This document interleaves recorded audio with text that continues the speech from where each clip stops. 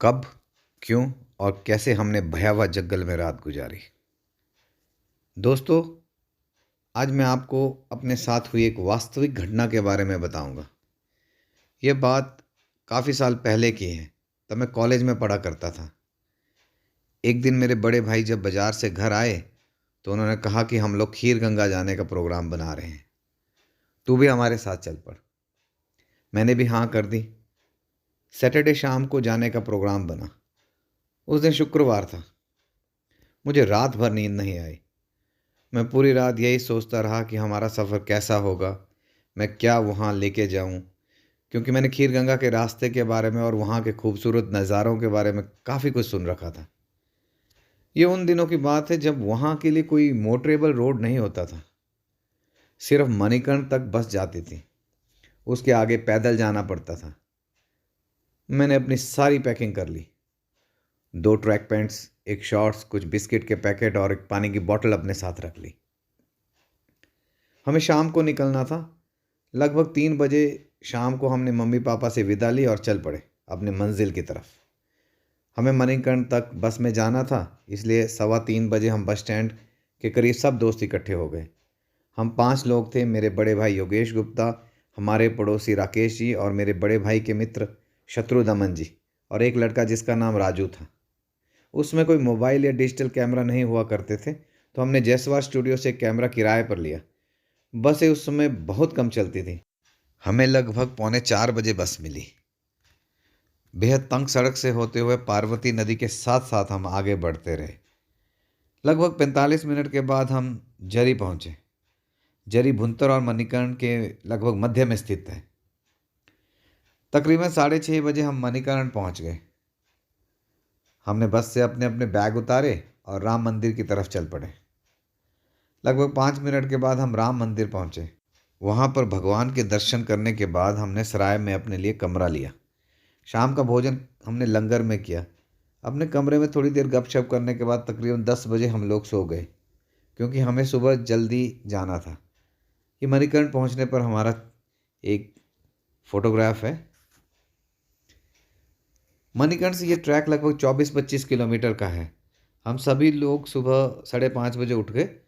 हमने गर्म पानी के कुंड में स्नान किया और तैयार होकर अपने अपने बैग लेकर सफ़र के लिए चल पड़े। उसमें 6:30 बज रहे होंगे। गर्मियों के दिन थे, इसलिए दुकानें जल्दी खुल जाती हैं। हमने एक ढाबे पर चाय पी, कुछ बिस्किट खाए और चल पड़े। अब लगभग 7:30 बज चुके थे। सूरज निकल आया था। हम धीरे धीरे अपनी मंजिल की तरफ बढ़ रहे थे। चलते चलते हमें लगभग 2 घंटे हो चुके थे और सुबह के 10 बज चुके थे। कुछ बादल भी उमड़ आए थे। सूरज बादलों के बीच में अटखेलियाँ कर रहा था।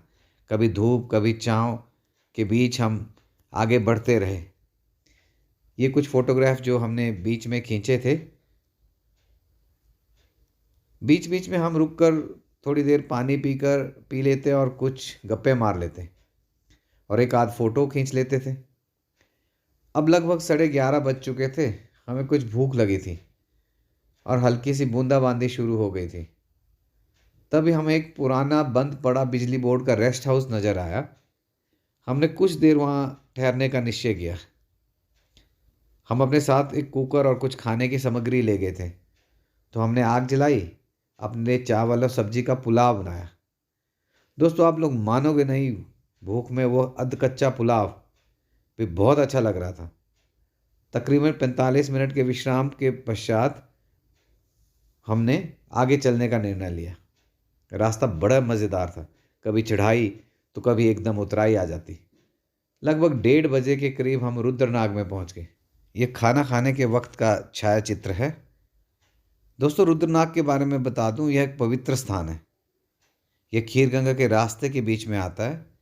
यहाँ पर कल कल करती झरने की आवाज़, आसपास का मनमोहक दृश्य और कुछ देर विश्राम करने के लिए बहुत ही शानदार जगह है। इस स्थान का नाम शायद इसके झरने के आकार के कारण पड़ा होगा। यहाँ पर एक छोटा सा मंदिर है। हमने लगभग आधा घंटा रुककर यहाँ चाय का आनंद लिया और फिर आगे बढ़ने का निश्चय किया। इससे थोड़े से दूर आगे जाने पर लगभग 150-200 मीटर की दूरी पर, 150-200 मीटर की दूरी पर एक छोटा सा पुल है। और उस समय था, अब तो मुझे पता नहीं, उस समय था। उस पुल को पार करने के बाद ही खीरगंगा की चढ़ाई वाला रास्ता शुरू होता है। 5 लोग थे, लेकिन हम पांचों में से किसी ने भी वो पुल नहीं देखा और हम बिना पुल क्रॉस किए दूसरे रास्ते से आगे बढ़ने लगे, जो कि एक गलत रास्ता था। शायद हल्की हल्की बारिश हो रही थी, इस वजह से हमें वो पुल नज़र नहीं आया। लेकिन यह रास्ता बिल्कुल अलग जंगल में जाता था, जहाँ ना कोई गांव ना लोग रहते थे, बस जंगली जानवरों से भरा हुआ था। दोस्तों, इस सफ़र में इसके आगे हमारे साथ क्या हुआ, क्या उस रात हम जंगल में ही रहे और हमने रात कहाँ और कैसे गुजारी, ये सब आपको मैं बताऊंगा अगले वीडियो में। ये कुछ छायाचित्र जो हमने रुद्रनाग में खींचे थे। Please like and subscribe my channel. Ram Ram.